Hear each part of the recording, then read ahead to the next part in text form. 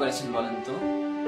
কত সুদ খেয়েছেন, কত ঘুষ খেয়েছেন, কত ওয়াক্ত নামাজ আপনি বাদ দিয়েছেন, কত জিনা করেছেন, কত ব্যভিচারে লিপ্ত হয়েছেন, কত মিথ্যা কথা বলেছেন।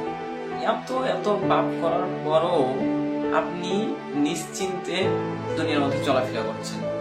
এত এত পাপ করার পরও আপনার মধ্যে এতটুকু অনুশোচনা নাই যে আমি এত পাপ করেছি, আমার পাপের একটা পাহাড় আপনি তৈরি করে ফেলেছেন, এরপর আপনার মনের মধ্যে অনুশোচনা নাই। অথচ আল্লাহ তাআলা প্রত্যেকটা দিন রাতের শেষ অংশে শেষ আসমানে আসেন। আসার পরে আল্লাহ তাআলা প্রত্যেকটা বান্দাদেরকে ডাক দিয়ে বলেন, ও আমার বান্দারা, তোমাদের কার কি প্রয়োজন তোমরা আমার কাছে চাও, আমি তোমাদের সমস্ত জরুরতকে পুরা করে দেবো। অথচ আমরা নিশ্চিন্ত ভাবে ঘুমাই। এত এত পাপ করার পরও আমাদের মধ্যে কোনো অনুশোচনা নাই।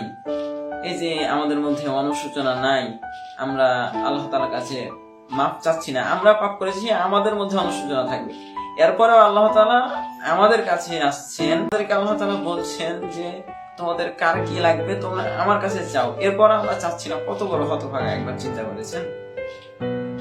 এই যে আমরা এখন বেঁচে আছি, আমার আপনার মতো অনেক মানুষ ছিল যারা মনে করতো যে আজকে নয় কালকে, কালকে নয় পরশু আল্লাহর কাছে মাফ চাইবো।